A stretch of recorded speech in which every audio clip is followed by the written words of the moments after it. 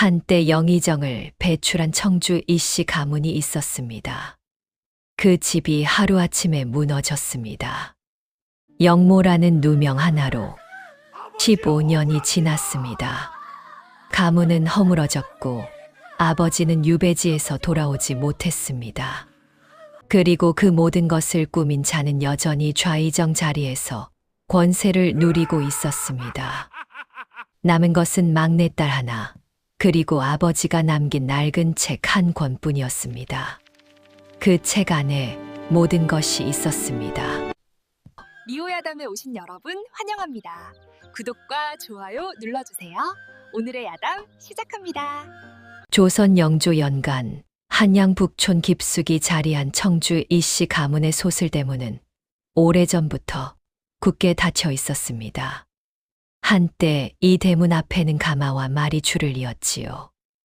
영의정 이덕형 대감이 조정에 나서는 날이면 하인들이 분주히 오가고 대문 앞 돌계단은 반들반들 닳도록 손님들의 발길이 끊이지 않았습니다. 이웃 골목 아이들은 담장 너머로 고개를 빼꼼 내밀며 이씨 가문의 넓은 마당을 넋을 잃고 바라보곤 했지요. 그러나 지금은 달랐습니다. 소슬대문의 단청은 벗겨진 지 오래였고 처마 끝에는 이름 모를 풀이 자라 바람에 흔들렸습니다. 한때 수십 칸에 달하던 기와집은 하나둘 팔려나가 이제는 안채와 행랑채 몇 칸만이 남아 가문의 흔적을 겨우 붙들고 있었습니다. 넓은 사랑채 마당은 잡초로 뒤덮였고 연못은 메워진 지 오래였습니다. 동네 사람들은 수군거렸습니다. 예전엔 영의정 댁이었다지. 지금은 저 꼴이 됐으니 영모에 연루된 집안이라더군. 어쩌다 그리 됐는지. 말소리는 담장을 넘었고 그 말들은 행랑채 안까지 스며들었습니다. 하지만 청주 이씨 가문 사람들은 그 수군거림에 일일이 대꾸하지 않았습니다. 대꾸할 기력도 대꾸할 여유도 남아있지 않았으니까요.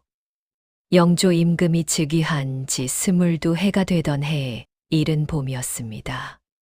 한양 북촌의 아침은 아직 차가웠고 처마 끝에 맺힌 고드름이 햇살을 받아 방울방울 녹아내렸습니다. 그날 아침 이한설은 이른 시각부터 장바구니를 들고 집을 나섰습니다. 22살의 교수가 몸종도 없이 혼자 장터에 나서는 것은 반가의 체면으로 볼 때 어울리지 않는 일이었습니다. 그러나 청주 이씨 가문에는 이미 오래전부터 체면을 따질 형편이 아니었지요. 몸종은 3해 전에 내보냈고 친모는 2해 전에 떠났습니다. 이제 안채를 지키는 사람은 어머니와 한설, 그리고 노구를 이끌고도 자리를 지키는 늙은 하인 복동이 전부였습니다. 한설은 낡았지만 단정하게 손질한 옥색 저고리에 짙은 남색 치마를 입고 있었습니다. 비녀는 은이 아닌 나무였고 버선은 기운 자국이 남아 있었습니다. 그러나 걸음걸이는 흐트러짐이 없었습니다. 등은 곧게 펴져 있었고 시선은 흔들리지 않았지요. 종로 장터는 아침부터 북적였습니다. 채소 장수, 생선 장수, 떡 장수들의 목소리가 뒤섞이고 이른 봄 장터 특유의 비린내와 흙냄새가 한데 어울렸습니다. 한설은 익숙한 걸음으로 채소 좌판 앞에 멈춰 섰습니다. 봄 시금치 한 단에 얼마요? 댁은 단골이시니 5냥에 드리지요. 한설의 눈이 좌판 위를 훑었습니다. 상인이 내민 저울추를 잠시 들여다보더니 조용히 입을 열었습니다. 이 추, 어제 것과 다르군요.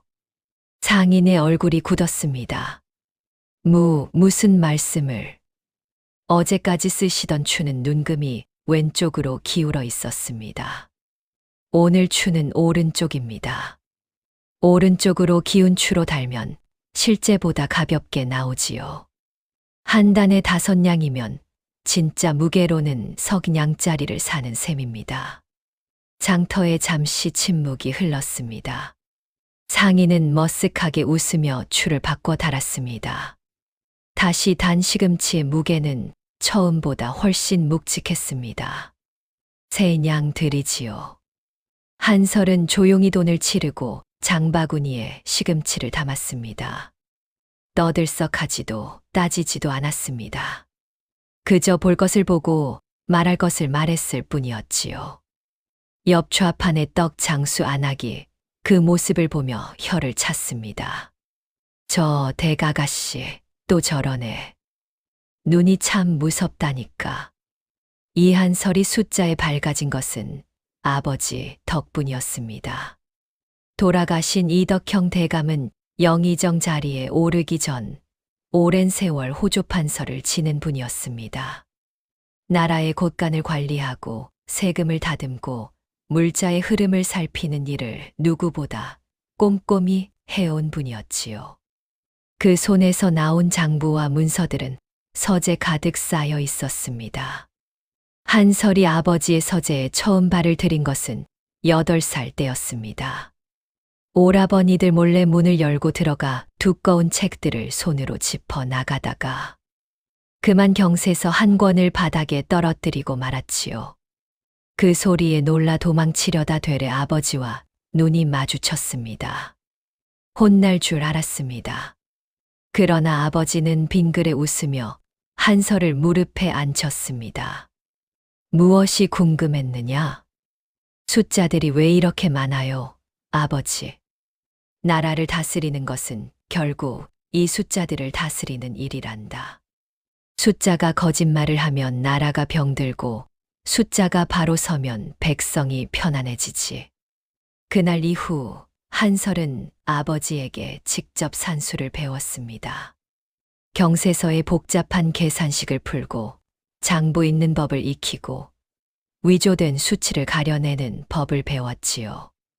아버지는 아들들에게도 그렇게까지 공들이지 않았다고 어머니가 후에 말씀하셨습니다. 그런 아버지가 영모에 연루되었다는 소식이 들려온 것은 한설이 7살 되던 해였습니다. 이덕형 대감은 억울함을 호소할 겨를도 없이 의금부에 끌려갔고 2달 뒤 함경도로 유배를 떠났습니다. 그리고 그곳에서 이듬해 봄 조용히 눈을 감았습니다. 유배지의 혹독한 겨울을 견디지 못한 것이었지요. 아버지의 빈 서재에 남겨진 것은 먼지 쌓인 책들과 장부들 뿐이었습니다. 가문이 몰락하는 동안 오라버니들은 책들을 내다 팔았지만 한설은 경세서 한 권만큼은 끝까지 품속에 숨겼습니다. 그 경세서의 여백에는 아버지가 남긴 작은 글씨들이 빼곡했습니다. 날짜, 숫자, 이름. 한설은 어릴 때부터 그 글씨들을 수도 없이 들여다보았지만 무엇을 뜻하는지 완전히 해독하지는 못했습니다. 다만 한 가지만큼은 확신하고 있었지요. 아버지는 분명히 무언가를 알고 있었고 그것을 남기려 했다는 사실을. 봄볕이 제법 따뜻해지던 어느 오후 행랑채 바깥에서 낯선 목소리가 들려왔습니다. 이씨 댁 맞지요? 이 대감댁 문서를 가지고 왔습니다. 복동이 문을 열자 2사람이 들어섰습니다. 한 명은 중인 차림의 중년 남자였고 다른 한 명은 그의 뒤를 따르는 젊은 석이었습니다. 중년 남자는 이방 아무개라 자칭하며 두루마리 문서 하나를 내밀었습니다. 채무 확인서입니다. 이덕형 대감께서 생전에 빌리신 은자 500냥, 이자를 포함하면 현재 1200냥이 됩니다. 석 달 안에 갚지 못하시면 담보로 잡힌 이 댁 토지 일체를 관하여서 환수합니다. 큰오라버니 이한준이 문서를 받아들고 얼굴이 새하얗게 질렸습니다. 이것이 말이 됩니까? 아버지께서 500냥을 빌리셨다 해도 이자가 어찌 700냥이 됩니까? 법정 이자에 연체 이자가 더해진 것입니다. 계산이 틀리지 않습니다. 이방은 태연했습니다. 마치 이런 자리에 수도 없이 와본 사람처럼. 오라버니들이 술렁이는 동안 한설은 구석에 조용히 앉아 문서를 건네받아 들여다보았습니다. 눈이 빠르게 숫자들을 훑었습니다. 원금 500냥, 월 이자 3푼, 경과 기간 15년. 한설의 눈썹이 미세하게 움직였습니다. 월 3푼 이자로 15년을 계산하면 원금의 5배를 넘어섭니다. 그러나 이 문서에는 복리가 아닌 달리로 계산한다고 명시되어 있었습니다. 달리로 계산하면 이자는 270냥, 원금을 더해도 770냥이 최대였습니다.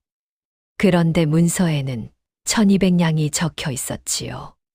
430냥이 어디선가 불어난 것이었습니다. 한설은 문서를 내려놓으며 입을 열려다 멈췄습니다. 이방의 눈이 순간 자신에게 향했습니다. 그 눈빛 속에서 한설은 알아보았지요.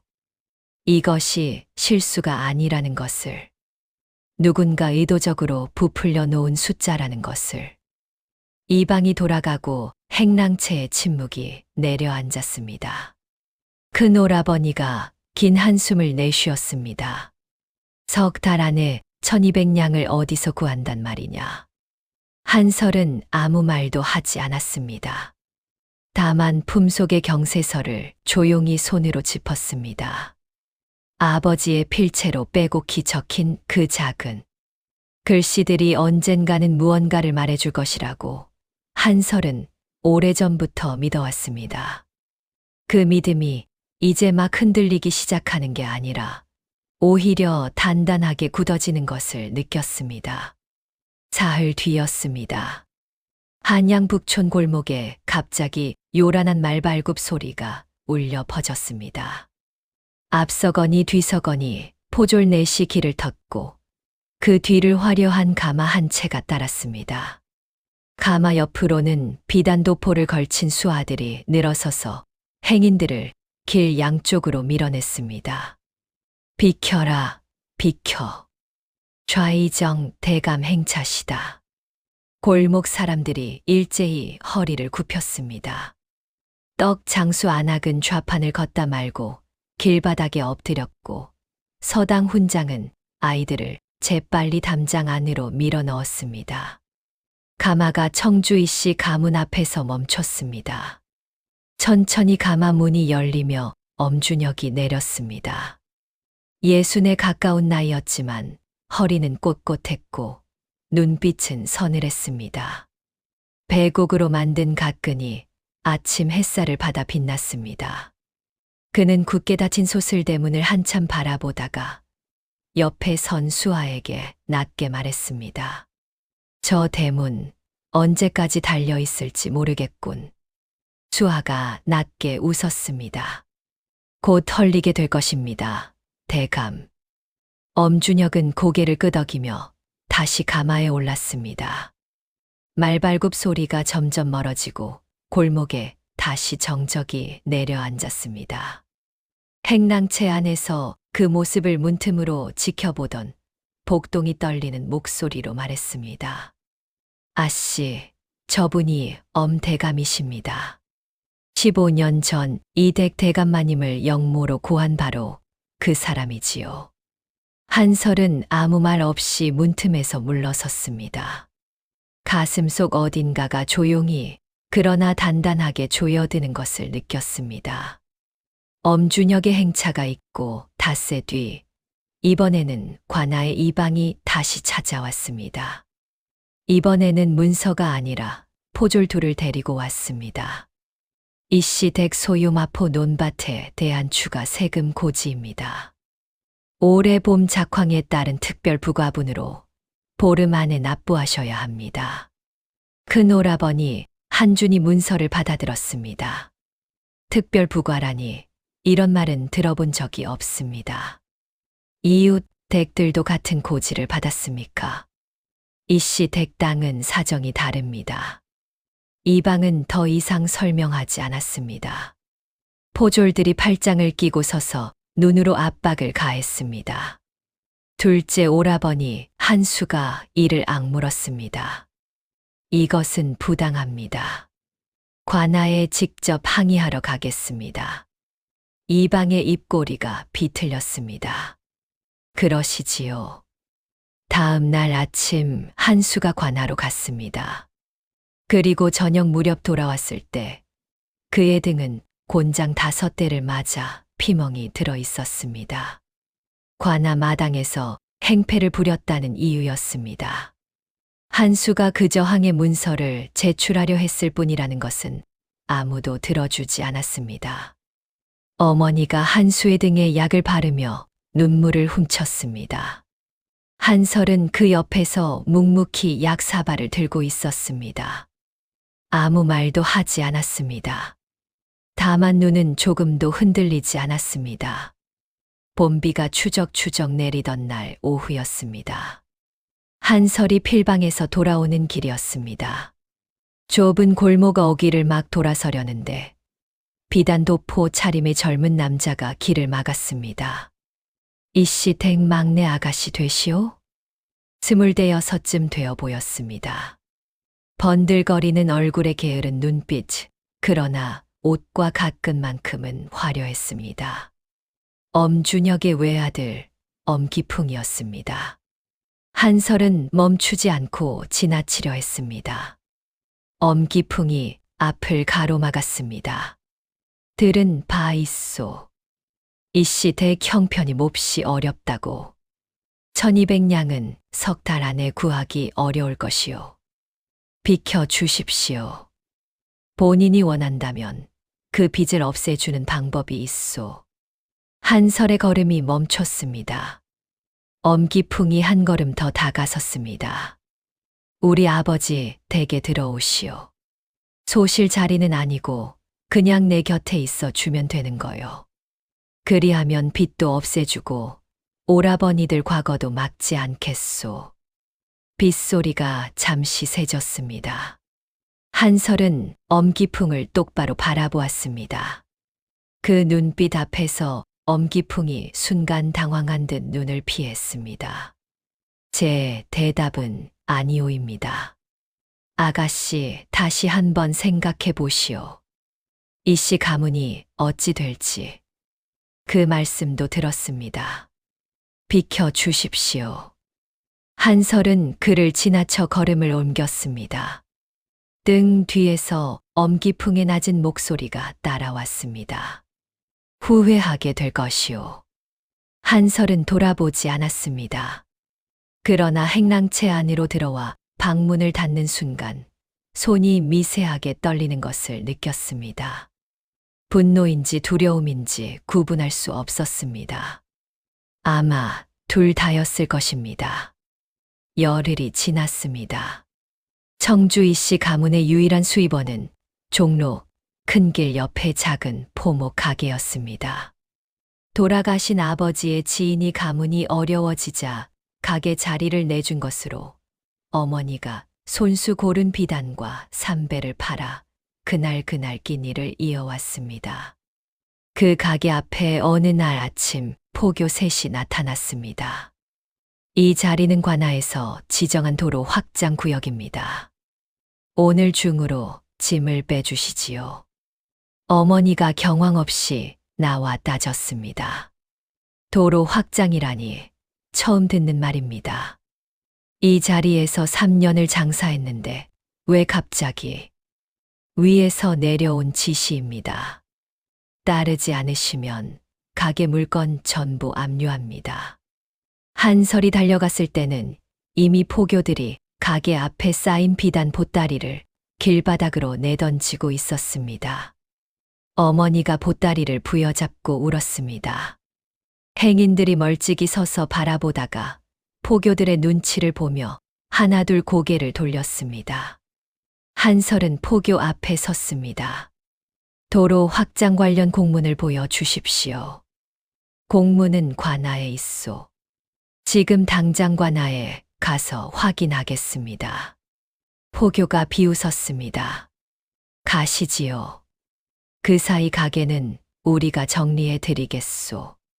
그 말이 떨어지기 무섭게 포교 하나가 가게 문짝을 발로 걷어찼습니다. 문이 비틀리며 경첩이 떨어졌습니다. 어머니가 비명을 질렀습니다. 한설은 그 자리에 서서 포교들의 얼굴을 하나하나 똑똑히 보았습니다. 이름을 모르면 관상을 기억했습니다. 기억하고 또 기억했습니다. 지금 당장 막을 수 없다면 반드시 기억해야 했습니다. 가게를 잃은 뒤 한설은 며칠에 걸쳐 이웃 골목을 돌아다녔습니다. 겉으로는 장을 보는 척했지만 실은 귀를 열어두었습니다. 장터 상인들 사이에서 오가는 말들, 주막 처마 밑에서 나누는 푸념들, 골목 안안악들의 수군거림. 한설은 그것들을 하나하나 마음속에 모았습니다. 이야기들은 놀랍도록 비슷한 패턴을 그리고 있었습니다. 포목 가게를 하다 갑자기 철거 통보를 받은 상인이 셋이었습니다. 논밭에 근거 없는 세금이 부과된 집이 5이었습니다. 관아의 억울함을 호소하러 갔다가 도리어 곤장을 맞고 돌아온 사람이 2이었지요. 그리고 그 피해자들 사이에는 한 가지 공통점이 있었습니다. 모두 엄준혁의 집안과 어떤 식으로든 마찰을 빚었던 사람들이었습니다. 주막 귀퉁이에서 늙은 상인 하나가 술잔을 기울이며 중얼거렸습니다. 좌이정 어른 눈밖에 나면 그냥 끝이야. 관아가 다 그 어른 손 안에 있으니 거스르면 패가 망신이지. 옆에 앉은 이가 고개를 끄덕였습니다. 조용히 사는 게 최고야. 어디 맞서봤자. 한설은 그 말을 들으며 조용히 주막을 나섰습니다. 봄바람이 치마폭을 흔들었습니다. 맞서봤자 소용없다는 말이 세상에서 가장 나쁜 말이라는 것을 한설은 오래전부터 알고 있었습니다. 석 달의 기한 중 한 달이 지났습니다. 행랑채 안방에 온 가족이 모였습니다. 촛불 하나가 탁자 위에서 흔들렸습니다. 큰오라버니 한준의 얼굴은 수척했고 둘째 한수는 아직 등에 상처가 완전히 낫지 않아 반드시 앉지도 못했습니다. 어머니는 손을 무릎 위에 모은 채 말이 없었습니다. 포목 가게도 없어졌으니 수입이 끊겼다. 2달 안에 1200냥을 어찌 마련한단 말이냐. 한준의 목소리는 낮았지만 그 안에 깊은 절망이 담겨 있었습니다. 한수가 이를 갈았습니다. 관아에 다시 가보겠습니다. 이번에는 다른 경로로. 곤장 또 맞고 오려고? 침묵이 흘렀습니다. 어머니가 조용히 말씀하셨습니다. 한설아, 너는 어찌 생각하느냐? 모든 시선이 한설에게 향했습니다. 한설은 무릎 위에 펼쳐놓은 채무 문서를 천천히 접었습니다. 이 문서의 이자 계산이 틀렸습니다. 실제 갚아야 할 금액은 1200냥이 아니라 770냥입니다. 430냥이 부당하게 더해졌습니다. 한준이 눈을 크게 떴습니다. 그것을 어찌 증명한단 말이냐. 문서 안에 달리 계산이라고 명시되어 있습니다. 그 조항 하나만으로도 충분합니다. 다만 한설이 잠시 멈췄습니다. 이것 하나를 바로잡는다고 해서 근본이 해결되지는 않습니다. 엄대감이 이 가문을 겨냥하고 있는 이유는 빚 때문이 아닙니다. 빚은 그저 도구일 뿐이지요. 근본을 건드리지 않으면 이 일은 끝나지 않습니다. 방 안이 조용해졌습니다. 촛불이 한번 크게 흔들렸다가 다시 자리를 잡았습니다. 한설은 품속에서 경세서를 꺼내 무릎 위에 올려놓았습니다. 아버지의 필체로 빼곡히 적힌 여백의 글씨들이 촛불 빛 아래 아른거렸습니다. 아버지께서 무언가를 남겨두셨습니다. 저는 그것을 찾아야 합니다. 사흘 뒤 아침이었습니다. 한설이 필방으로 향하는 길이었습니다. 경세서의 메모를 좀 더 세밀히 들여다보려면 가는 붓과 먹이 필요했습니다. 암호처럼 적힌 아버지의 글씨들을 종이에 옮겨 적어 순서를 맞춰볼 생각이었지요. 필방 앞 골목 어귀를 돌아서는데 남자 하나가 담벼락에 기댄 채 쓰러져 있었습니다. 낡은 도포에 집신, 등에 맨 바랑은 여기저기 꿰맨 자국이 있었습니다. 얼핏 보면 지방에서 올라온 가난한 선비 같았습니다. 나이는 30 안팎으로 보였고 얼굴은 창백했습니다. 봄볕이 제법 따뜻해졌다고는 해도 아침 공기는 아직 차가웠는데 그는 얇은 도포 하나만을 걸치고 있었습니다. 행인들이 힐끗 보다가 그냥 지나쳤습니다. 한설은 걸음을 멈추었습니다. 가까이 다가가 살펴보니 숨은 붙어 있었지만 얼굴이 노랗게 떠 있었고 이마에는 식은땀이 맺혀 있었습니다. 굶은 것인지 앓은 것인지 알 수 없었습니다. 한설은 잠시 생각하다가 복동을 불렀습니다. 이분을 집으로 모셔라. 복동이 눈을 동그랗게 떴습니다. 아씨, 누군지도 모르는 분을. 모르니까 모시는 것이다. 알면 따지겠지만 모르면 일단 살고 보는 거야. 행랑채 건넌방에 자리를 펴고 남자를 눕혔습니다. 어머니가 미음을 끓여왔습니다. 저녁 무렵 남자가 눈을 떴습니다. 여기가 청주 이씨 댁입니다. 필방 앞에서 쓰러지신 것을 이리 모셔왔지요. 남자가 천천히 몸을 일으키며 한설을 보았습니다. 그 눈빛이 잠깐 멈췄습니다. 창백하고 여윈 얼굴이었지만 눈만큼은 또렷하고 깊었습니다. 윤재원이라 합니다. 지방에서 올라온 한량이지요. 신세를 지게 되었습니다. 목소리는 낮고 차분했습니다. 그런데 그 차분함이 묘하게 자연스럽지 않았습니다. 마치 일부러 낮추고 있는 것처럼. 한설은 그 점을 마음속에 조용히 적어두었습니다. 윤재원이 자리를 털고 일어나는 데는 이틀이 걸렸습니다. 그 이틀 동안 한설은 건넌방 문을 굳게 닫아두고 제 할 일을 했습니다. 아버지의 경세서를 펼쳐놓고 여백의 메모들을 차례로 종이에 옮겼습니다. 날짜 순으로 배열하고 숫자들을 다시 계산해보고 이름들 사이의 관계를 줄로 이었습니다. 채권자가 들고 온 채무 문서도 다시 꺼내 들었습니다. 들여다볼수록 이상한 점들이 눈에 띄었습니다. 달리 계산이라고 명시해 놓고도 실제 숫자는 복리보다 더 부풀려져 있었습니다. 게다가 문서 하단의 수결이 두 군데였는데 필체가 미묘하게 달랐습니다. 나중에 누군가 한 줄을 덧붙인 흔적이었지요. 한설이 그 부분을 붓끝으로 짚고 있을 때 열린 문 너머에서 기척이 느껴졌습니다. 재원이 문 앞에 서서 조용히 안을 들여다보고 있었습니다. 실례가 됩니까? 들어오십시오. 재원이 방 안으로 들어서며 탁자 위에 펼쳐진 문서들을 보았습니다. 눈이 천천히 훑었습니다. 아무 말도 하지 않았지만 시선이 한 곳에서 멈추는 것이 느껴졌습니다. 채무 문서의 수결 부분이었습니다. 한설이 먼저 말했습니다. 이 문서 이상하지 않습니까? 어디가 이상합니까? 수결이 두 개입니다. 하나는 처음부터 있었던 것이고 하나는 나중에 추가된 것입니다. 나중에 추가된 쪽에 이자 계산이 들어가 있지요. 재원이 탁자 앞에 앉으며 문서를 들어 빛에 비추어 보았습니다. 잠시 후 조용히 내려놓았습니다. 위조입니다. 그렇습니다. 실제 채무는 770냥입니다. 430냥은 누군가 나중에 끼워 넣은 것이지요.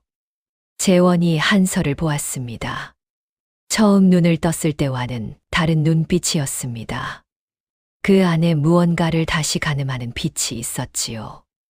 댁은 어디서 이런 것을 배우셨습니까? 아버지께서 가르쳐 주셨습니다. 짧은 침묵이 흘렀습니다. 재원이 더 묻지 않았습니다. 그러나 방을 나서며 문 앞에서 한 번 멈추는 것이 보였습니다. 무언가를 말하려다 삼킨 것처럼. 그날 저녁 재원이 먼저 말을 꺼냈습니다. 저녁상을 물리고 마루에 앉아 있을 때였습니다. 봄밤의 바람이 처마 끝 풍경을 흔들었습니다. 한설이 경세서를 무릎 위에 올려놓고 있었고 재원은 그 맞은편에 앉아 차를 마시고 있었습니다. 실례가 되는 질문일 수 있습니다만 말씀하십시오. 부채 문서 말고 이덕형 대감께서 남기신 다른 기록은 없습니까? 한설의 손이 경세서 위에서 멈췄습니다. 시선을 들어 재원을 보았습니다. 왜 그것을 물으십니까? 재원은 시선을 피하지 않았습니다. 지방에서 한양으로 올라오는 길에 이상한 이야기를 들었습니다. 15년 전 영모 사건에 억울하게 연루된 대감이 있었다고. 그 대감이 유배 직전 무언가를 남겼다는 소문이 있었지요. 아주 작은 소문이었습니다만 한설은 잠시 재원을 바라보았습니다. 몰락한 선비 행세를 하고 있었지만 이 남자의 말투는 지방 한량의 것이 아니었습니다. 소문을 들었다는 것도 예사롭지 않았습니다. 15년 전 영모 사건에 대한 소문은 한양 안에서도 쉽게 돌아다니는 것이 아니었으니까요. 그러나 지금 당장 그것을 따질 때는 아니었습니다. 한설은 경세서를 천천히 들어 보였습니다. 아버지의 유품입니다.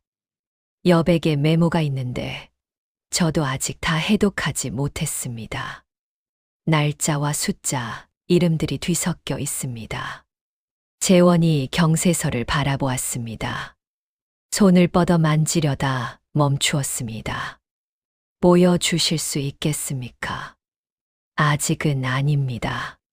재원이 고개를 끄덕였습니다. 무리하게 청하지 않았습니다. 알겠습니다. 다만 한 가지만 말씀드리겠습니다. 그 메모 안에 날짜와 액수가 함께 적혀 있다면 그것은 단순한 기록이 아닐 가능성이 높습니다.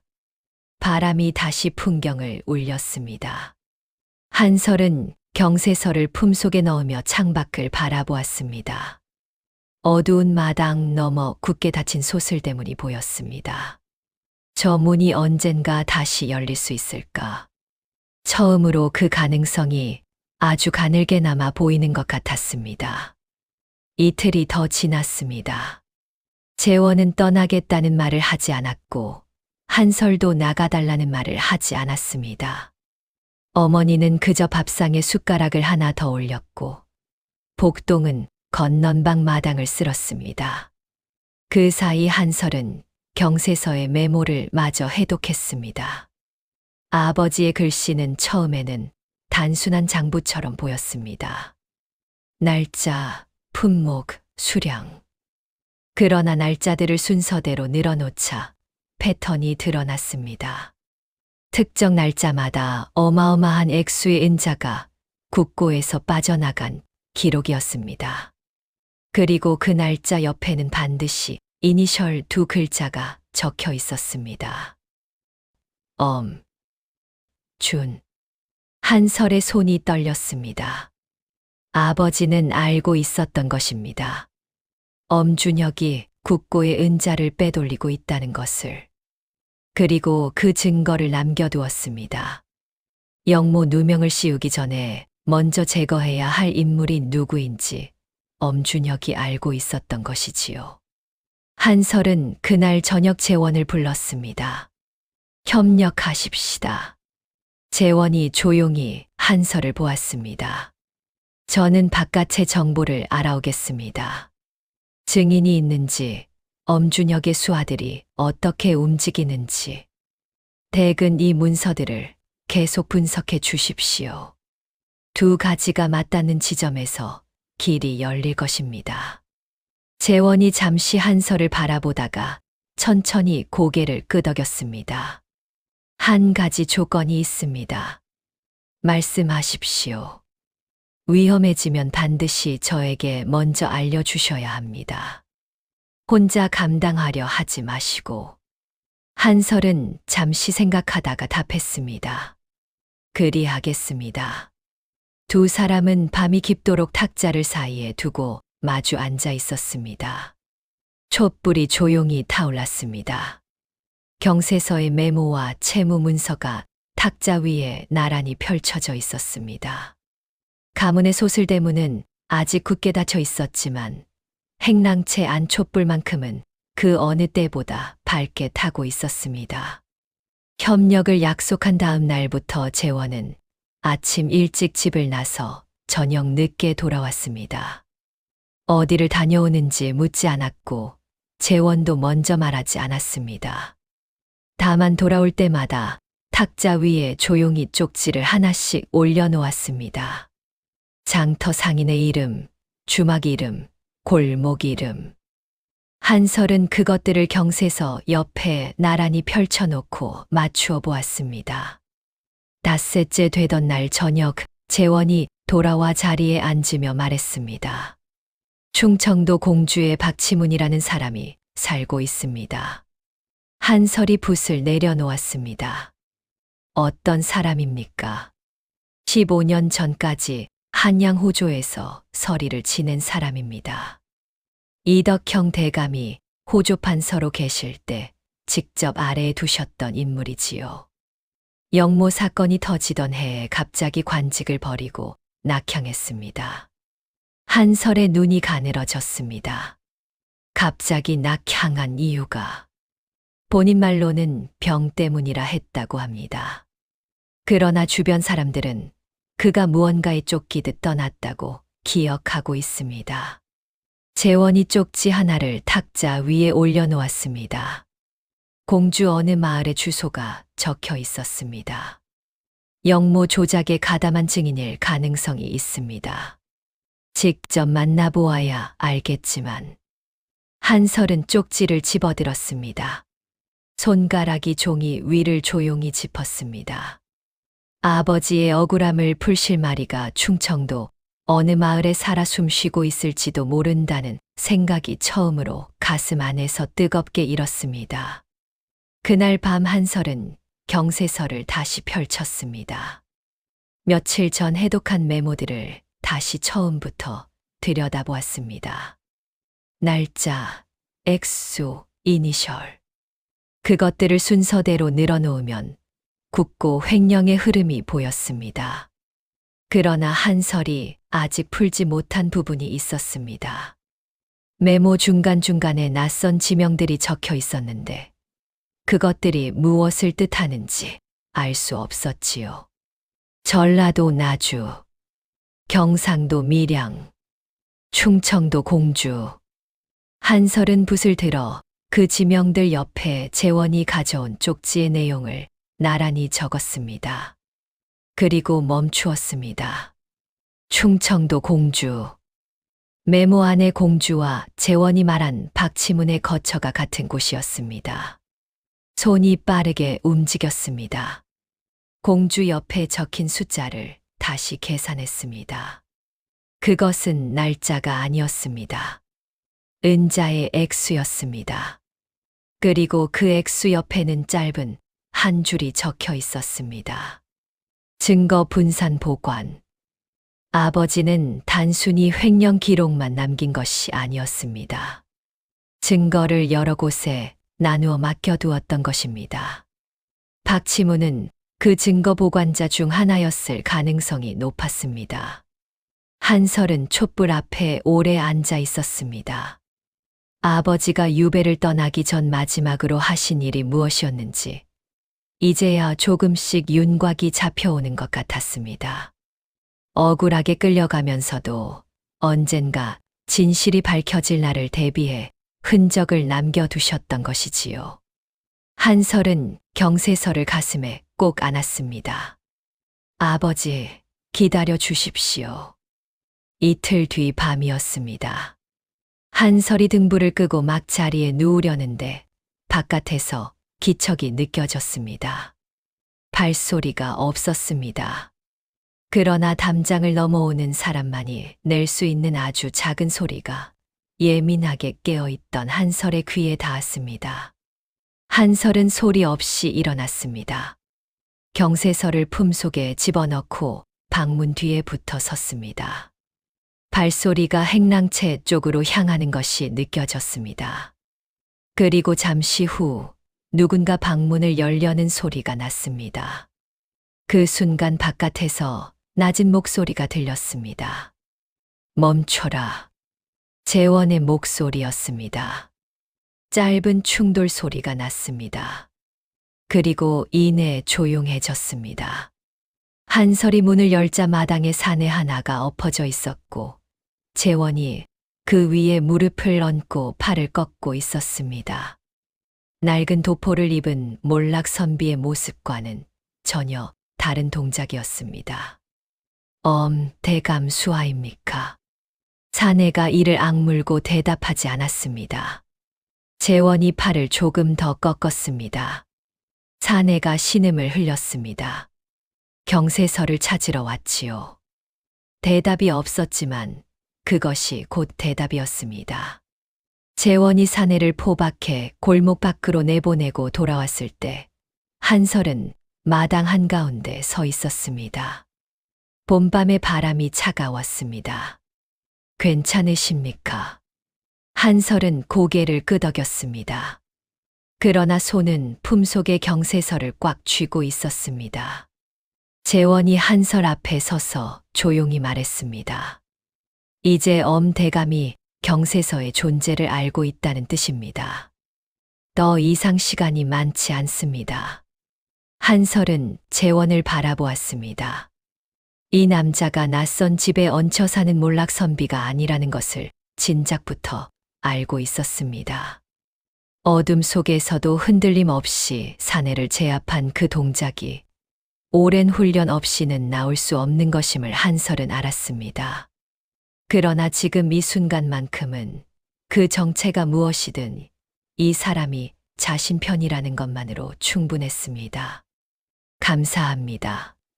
재원이 아무 말 없이 고개를 숙였습니다. 그날 밤 두 사람은 잠을 자지 않았습니다. 촛불 2개를 켜놓고 탁자 앞에 마주 앉아 새벽까지 머리를 맞댔습니다. 경세서의 메모, 채무 문서의 위조 흔적, 재원이 수집한 정보들을 모두 탁자 위에 펼쳐놓고 하나하나 짚어 나갔습니다. 결론은 분명했습니다. 증거가 2가지 필요합니다. 한설이 먼저 말했습니다.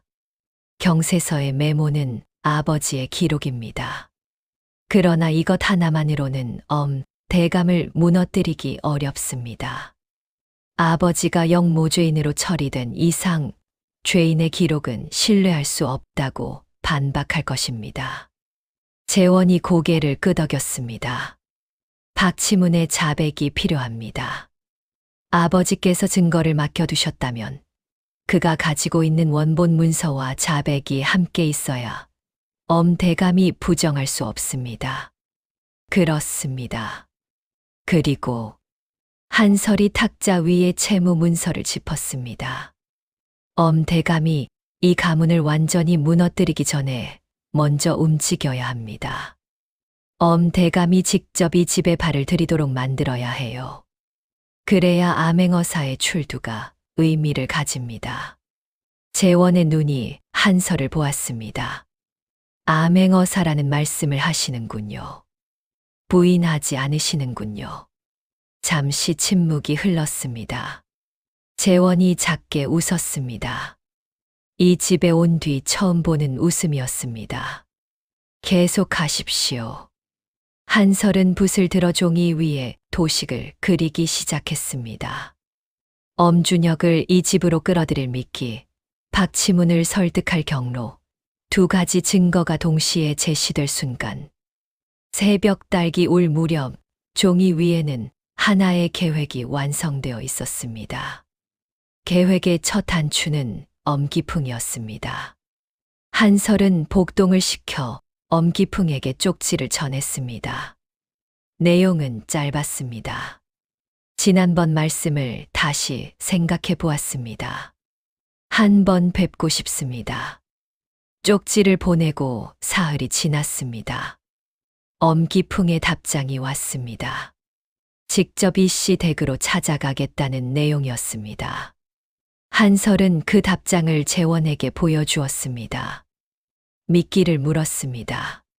재원이 답장을 읽으며 말했습니다. 기풍이 오면 아버지에게 보고할 것입니다. 그리고 엄대감은 직접 움직이겠지요. 경세서 원본을 손에 넣을 기회라고 판단할 테니. 그렇습니다. 엄대감이 직접 이 집에 발을 들이는 순간이 바로 그 자리입니다. 한설은 탁자 위에 가짜 경세서를 꺼내 놓았습니다. 며칠 전부터 준비해온 것이었습니다. 원본의 겉모습을 그대로 흉내냈지만 안의 내용은 전혀 달랐습니다. 메모 부분은 지워지지 않은 듯 흔적만 남기고 실제 내용은 알아볼 수 없게 처리했지요. 진짜처럼 보입니까? 재원이 가짜 경세서를 들어 살펴보았습니다. 앞뒤로 뒤집어보고 빛에 비추어보고 종이 결을 손가락으로 짚었습니다. 정교합니다. 서두르지 않으면 구별하기 어렵겠습니다. 서두르게 만들면 됩니다. 재원이 가짜 경세서를 내려놓으며 한설을 바라보았습니다. 그 눈빛 안에 무언가 복잡한 것이 지나갔습니다. 감탄인지 걱정인지 아니면 그 둘이 뒤섞인 것인지. 위험합니다. 알고 있습니다. 알면서도 해야 합니다. 그러지 않으면 이 가문은 두 달 안에 끝납니다. 방 안에 잠시 침묵이 흘렀습니다. 재원이 천천히 고개를 끄덕였습니다. 알겠습니다. 저는 내일 충청도로 내려가겠습니다. 재원이 충청도로 떠난 뒤 열흘이 지났습니다. 그 열흘 동안 한설은 집을 지켰습니다. 엄기풍에게는 아버지가 결정을 내려야 한다며 시간을 끌었고 복동을 시켜 엄준혁 쪽의 움직임을 살폈습니다. 바깥은 조용했습니다. 그러나 그 조용함이 오히려 불안했습니다. 열하루째 되던 날 저녁 재원이 돌아왔습니다. 얼굴에 먼지가 앉아 있었고 도포 자락이 흙으로 얼룩져 있었습니다. 그러나 눈빛은 떠날 때보다 훨씬 밝았습니다. 한설이 마당에서 재원을 맞았습니다. 박치문을 만나셨습니까? 만났습니다. 그리고 설득했습니다. 한설의 숨이 잠깐 멎었습니다. 재원이 품속에서 봉인된 문서 하나를 꺼내 한설에게 건넸습니다. 자백서입니다. 15년 전 영모 조작 과정에서 박치문이 직접 보고 들은 것을 자필로 적고 수결을 찍었습니다. 엄준혁이 이덕형 대감의 영모를 조작하기 위해 증거를 꾸미고 증인을 매수한 과정이 상세히 담겨 있습니다. 한설은 두 손으로 문서를 받았습니다. 손이 떨렸습니다. 봉인을 뜯지 않았습니다. 뜯을 수가 없었습니다. 눈물이 나올 것 같아서였지요. 한참 뒤 한설이 고개를 들었을 때 재원이 가까이 서 있었습니다. 어느 틈에 그 거리가 좁혀진 것인지 알 수 없었습니다. 봄 저녁의 바람이 마당을 지나갔습니다. 화롯불이 타닥타닥 소리를 내며 흔들렸습니다. 재원이 낮게 말했습니다. 이 일이 끝나면 함께 가고 싶은 곳이 있습니다. 한설이 재원을 보았습니다. 어디입니까? 아직 말하지 않겠습니다. 끝나고 나서 말하겠습니다. 한설은 잠시 재원을 바라보다가 조용히 고개를 끄덕였습니다. 그것으로 충분했습니다. 화롯불이 다시 한번 크게 타올랐다가 조용히 가라앉았습니다. 다음 날 아침 재원이 한설 앞에 앉았습니다. 한 가지 말씀드릴 것이 있습니다. 한설이 찻잔을 내려놓으며 재원을 보았습니다. 재원이 천천히 입을 열었습니다. 저는 암행어사입니다. 전라도와 충청도 일대의 탐관오리 조사를 명받고 한양으로 올라오던 길이었습니다. 엄준혁의 비리는 이미 여러 경로에서 첩보가 올라와 있었고 그 중심에 이덕형 대감의 영모 사건이 있다는 것도 알고 있었습니다. 필방 앞에서 쓰러진 것은 사실입니다만 댁의 문을 두드리려 했던 것도 사실입니다. 한설은 재원의 말을 조용히 듣고 있었습니다. 진작부터 짐작하고 있었습니다. 재원이 눈을 들었습니다. 언제부터입니까? 처음 눈을 떴을 때부터입니다. 그 눈빛은 한량의 것이 아니었으니까요. 재원이 잠시 말이 없었습니다. 그런데도 집에 들이셨습니까? 목적이 같으면 연유는 나중에 물어도 됩니다. 두 사람은 그날 오후 내내 탁자 앞에 앉아 최종 계획을 점검했습니다. 엄기풍에게 보낼 다음 쪽지의 내용, 가짜 경세서를 내미는 순간의 타이밍, 포졸들이 사방을 에워싸는 신호. 하나하나 빠짐없이 확인했습니다. 박치문의 자백서는 재원이 직접 보관하기로 했고, 경세서 원본은 집 안에 가장 안전한 곳에 숨겨두었습니다. 저녁 무렵 모든 점검이 끝났습니다. 재원이 자리에서 일어서며 말했습니다. 사흘 뒤 엄기풍에게 쪽지를 보내십시오. 한설이 고개를 끄덕였습니다. 쪽지를 보낸 것은 다음 날이었습니다. 내용은 간결했습니다.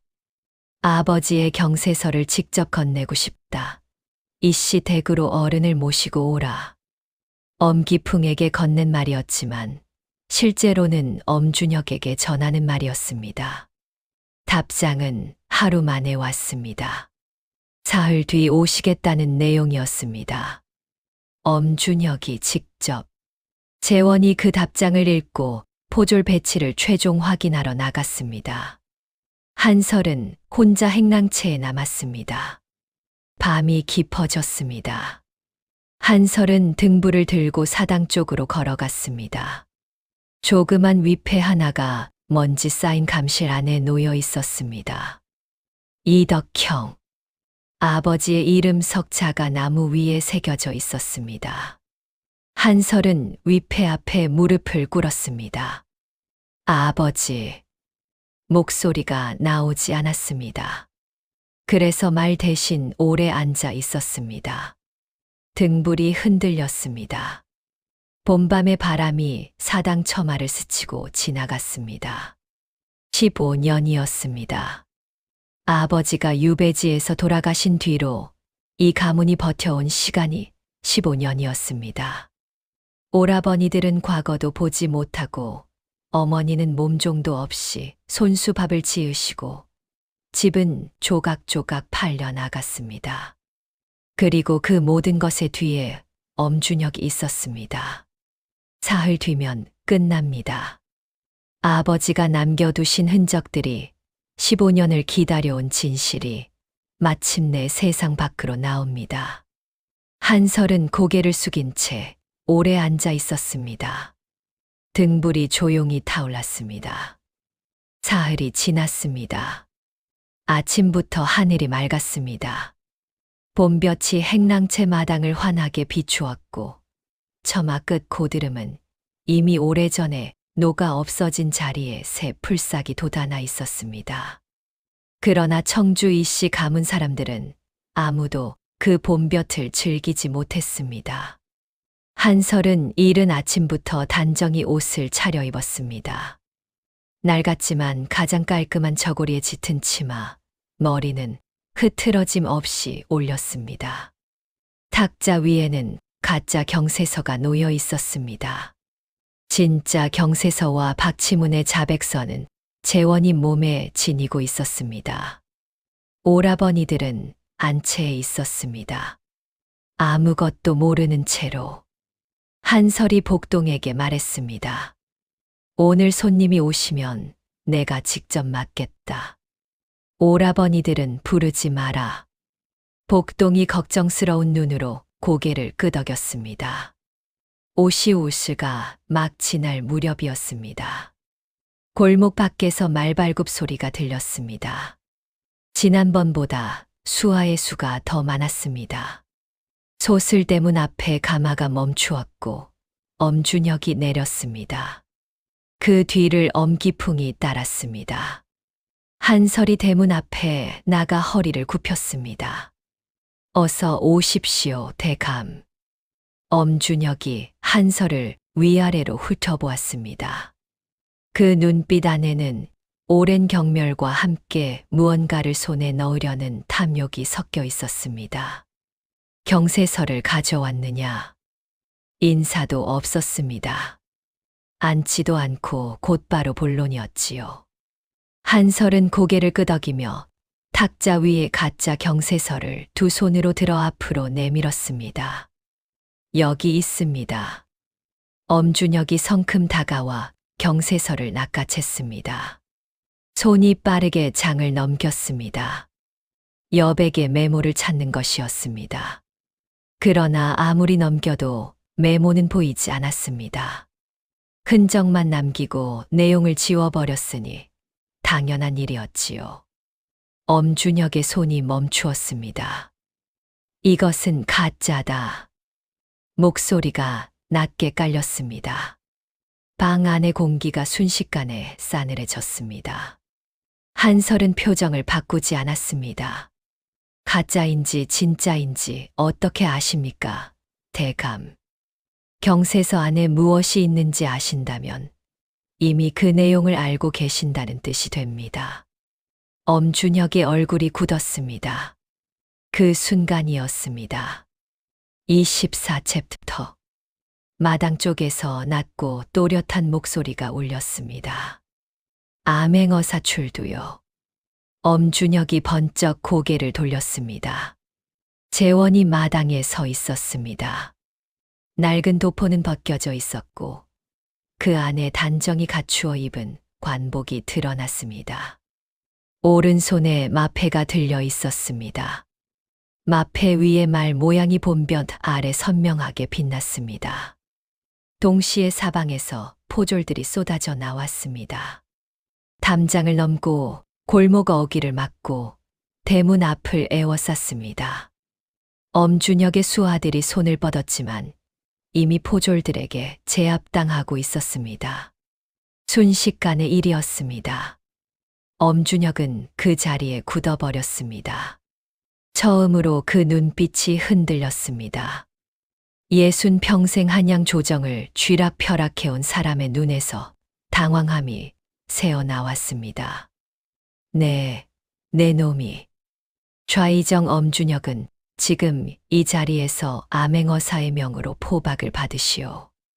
재원의 목소리는 흔들림이 없었습니다. 엄준혁이 이를 갈았습니다. 암행어사 따위가 감히 좌이정을 어찌한다는 것이냐. 이것은 왕명이 있어야 가능한 일이다. 재원이 마패를 높이 들었습니다. 이것이 왕명입니다. 엄준혁의 얼굴이 시뻘겋게 달아올랐습니다. 증거도 없이 좌이정을 잡아들이려 하느냐. 이 자리에서 당장 물러서지 않으면 너희 모두 역적으로 다스릴 것이다. 목소리는 높았지만 눈빛은 흔들리고 있었습니다. 재원이 한 발짝도 물러서지 않자 엄준혁이 수하들을 향해 소리쳤습니다. 저 계집을 잡아라. 수하 둘이 한설을 향해 달려들었습니다. 그러나 포졸들이 먼저였습니다. 수아들은 마당 한가운데서 제압되어 땅바닥에 엎어졌습니다. 그때 엄기풍이 움직였습니다. 아버지의 수아들이 막히자 엄기풍이 직접 한설에게 달려들었습니다. 분노와 당혹감이 뒤섞인 얼굴이었습니다. 이 간사한 년이. 한설은 그 자리에서 옆으로 한 걸음 비켜섰습니다. 엄기풍의 손이 허공을 잡았습니다. 중심을 잃은 엄기풍이 앞으로 고꾸라지는 순간 옆에 있던 포졸 둘이 그의 양팔을 낚아챘습니다. 엄기풍이 땅바닥에 무릎을 꿇은 채 소리를 질렀습니다. 아버지, 저는 아무것도 모릅니다. 저는 그냥... 엄준혁이 아들을 내려다보았습니다. 그 눈빛 안에 잠깐 무언가가 지나갔습니다. 그러나 그것이 부정후징이었는지 계산이었는지는 알 수 없었습니다. 닥쳐라. 엄기풍의 입이 다물렸습니다. 마당에 무거운 침묵이 내려앉았습니다. 엄준혁은 여전히 서 있었습니다. 무릎을 꿇지 않았습니다.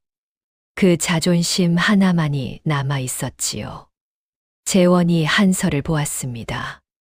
한설이 앞으로 나섰습니다. 한설은 탁자 앞으로 걸어가 서랍을 열었습니다.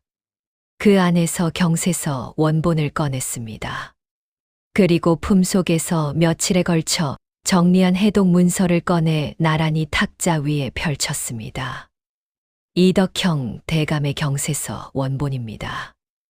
여백의 메모에는 영조 20년 3월부터 22년 6월 사이 총 12차례에 걸쳐 국고 은자가 빠져나간 날짜와 액수, 그리고 수취인의 이니셜이 기록되어 있습니다. 한설이 해독 문서의 처추를 짚었습니다.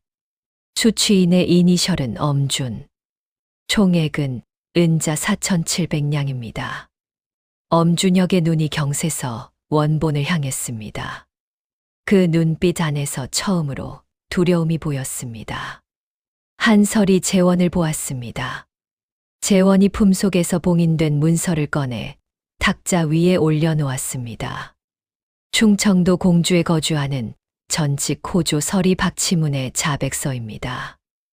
당시 좌부승지였던 엄준혁이 호조판서 이덕형 대감의 횡령을 조작하고 영모에 연루시키기 위해 증거를 꾸미고 증인을 매수한 과정이 자필로 기록되어 있습니다. 수결과 날인이 함께 찍혀 있습니다. 방 안이 완전히 조용해졌습니다. 엄준혁은 탁자 위에 두 문서를 번갈아 보았습니다. 경세서 원본과 자백서. 부정할 수 없는 두 개의 돌이 동시에 내려앉은 것이었습니다. 한설이 마지막으로 채무 문서를 꺼내 펼쳤습니다. 그리고 이것은 이씨 가문에 보낸 채무 문서입니다. 달리 계산이라 명시해 놓고 복리보다 높은 이자를 부과했습니다. 문서 하단의 수결이 2개로 나중에 덧붙인 흔적이 명백합니다. 문서 위조입니다. 3개의 문서가 탁자 위에 나란히 놓였습니다. 엄준혁은 아무 말도 하지 않았습니다. 긴 침묵이었습니다. 엄준혁의 수아들은 이미 포졸들에게 포박되어 마당 한쪽에 무릎을 꿇고 있었습니다. 엄기풍은 땅바닥에 엎드린 채 고개를 들지 못했습니다. 골목 밖에서는 구경꾼들이 담장 너머로 고개를 내밀었습니다. 엄준혁은 홀로 서 있었습니다. 그는 천천히 탁자 위의 새 문서를 다시 한번 보았습니다. 오랫동안 보았습니다. 그리고 재원을 보았습니다. 그리고 한설을 보았습니다. 한설은 물러서지 않았습니다. 꼿꼿이 서서 엄준혁을 바라보았습니다. 그 눈빛 안에는 분노도 없었고 승리의 기색도 없었습니다. 다만 15년을 기다려온 사람의 조용하고 깊은 눈빛이 있었을 뿐이었습니다. 엄준혁의 어깨가 천천히 내려앉았습니다. 평생 허리를 굽혀본 적 없는 사람의 어깨가 내려앉는 것은 느렸습니다. 그러나 한 번 내려앉기 시작하자 멈추지 않았습니다. 엄준혁이 무릎을 꿇었습니다. 골목 밖의 구경꾼들 사이에서 낮은 탄성이 터져 나왔습니다.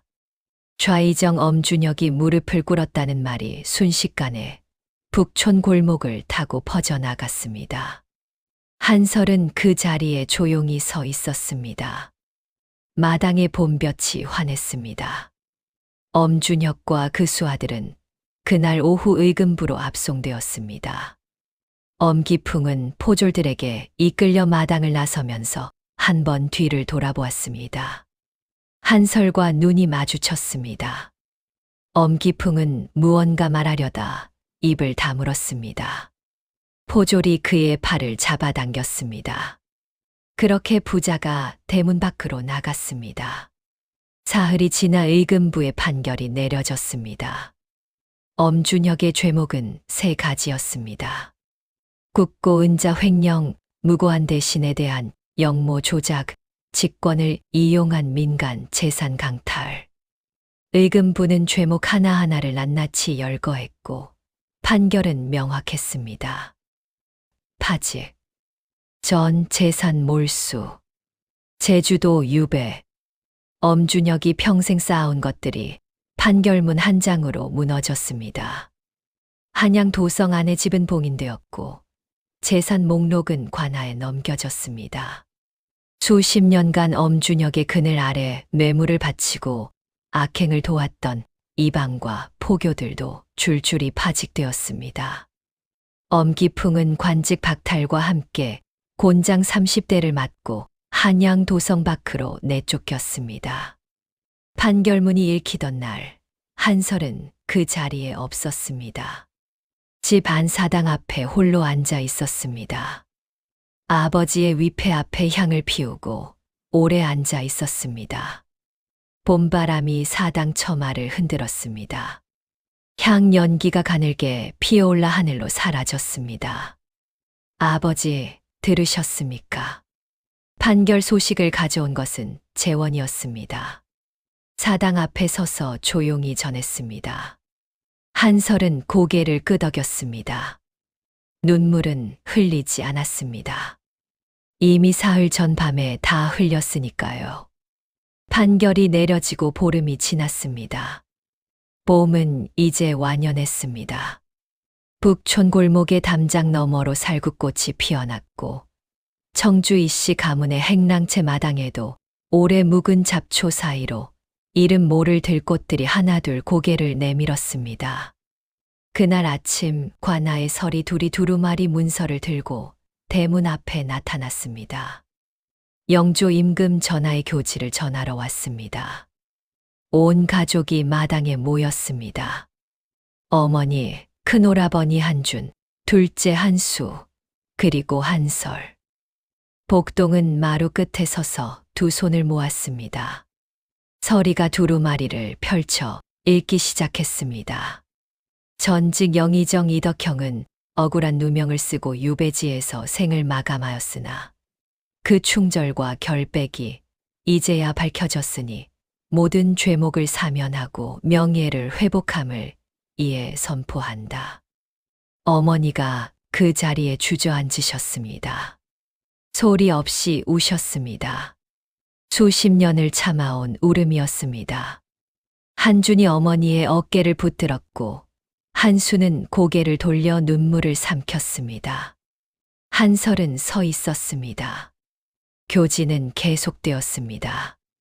이덕형의 장남 이한준과 차남 이한수는 즉시 과거 응시 자격을 회복한다. 엄준혁 일파가 부당하게 강탈한 청주 이씨 가문의 토지와 재산 일체를 원상 복구하고 위조된 채무 문서는 무효로 한다. 그리고 마지막 줄이었습니다. 이 모든 진실을 밝히는데 공을 세운 이덕형의 막내딸 이한설에게 포상교지를 내리고 그 뜻을 조정해 기록으로 남긴다. 서리가 두루마리를 다시 말아 한설에게 건넸습니다. 한설은 두 손으로 교지를 받았습니다.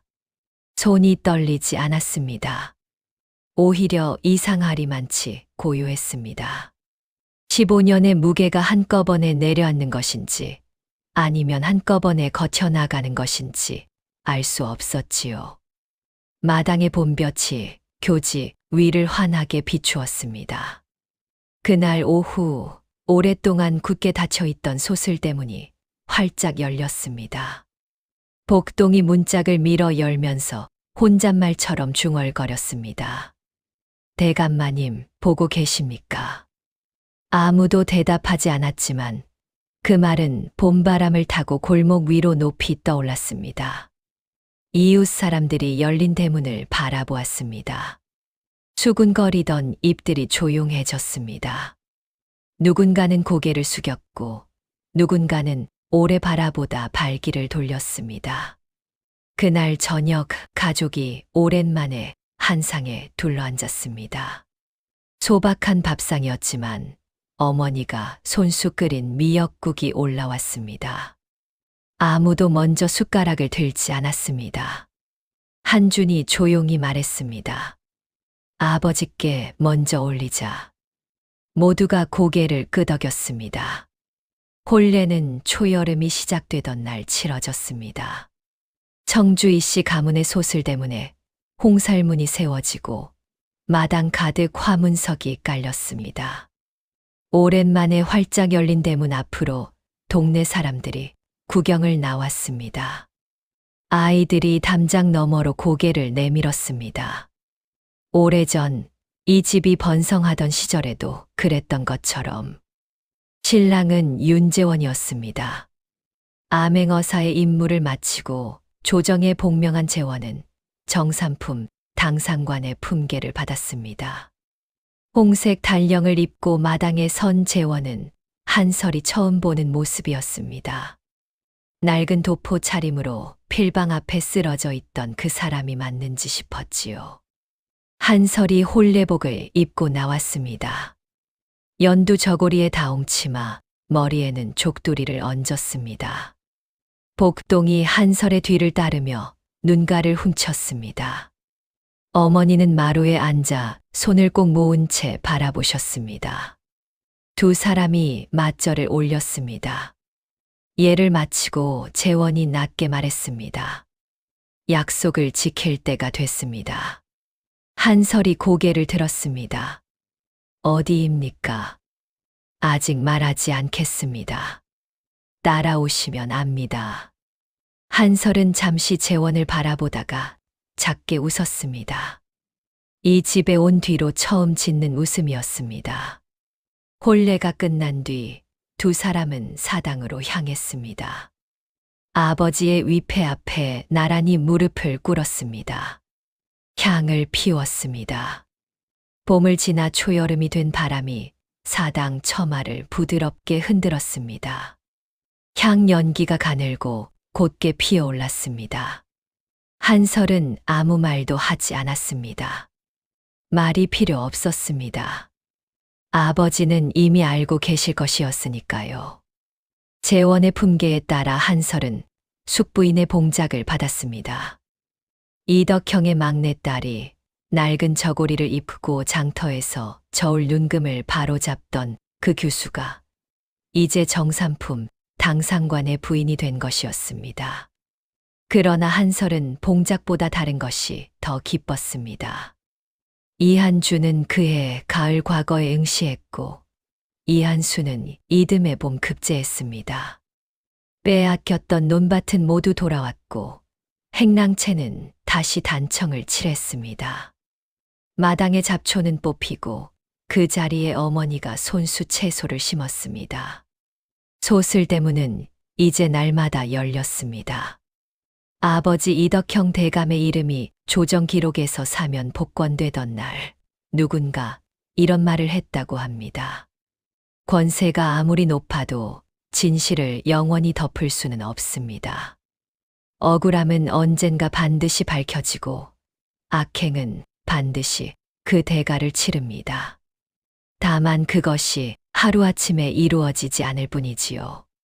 진실은 묻혀 있어도 사라지지 않습니다. 때를 기다릴 줄 아는 사람에게 반드시 그날이 찾아옵니다. 이한설이 그러했습니다. 낡은 저고리를 입고 장터를 오가면서도 한 번도 아버지를 의심하지 않았고 굴욕을 삼키면서도 때를 잃지 않았습니다. 그 기다림이 마침내 닫혔던 소슬대문을 열었습니다. 오늘도 어딘가에서 억울함을 참으며 때를 기다리는 분이 계신다면 이한설의 이야기가 작은 위로가 되기를 바랍니다. 다음 영상을 빠르게 만나보시려면 좋아요와 구독을 눌러주세요.